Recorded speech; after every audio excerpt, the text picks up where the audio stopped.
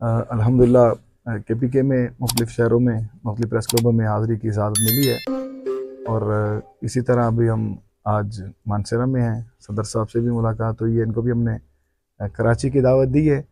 तो कराची में हमारा पूरे मुल्क के सहाफ़ी जमा हो रहे हैं।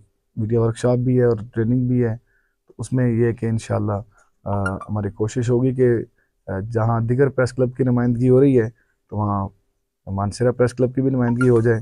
चलो अच्छा, हमारे दोस्त हैं, अहबाब हैं, दीगर शहरों से भी लोग आएंगे तो चलो यहाँ से भी होंगे तो हमें खुशी होगी। जो गुज़ार है कि ये भी एक हुस्न है पाकिस्तान का, कि पाकिस्तान में मुख्तलिफ बोलियाँ बोली जाती हैं।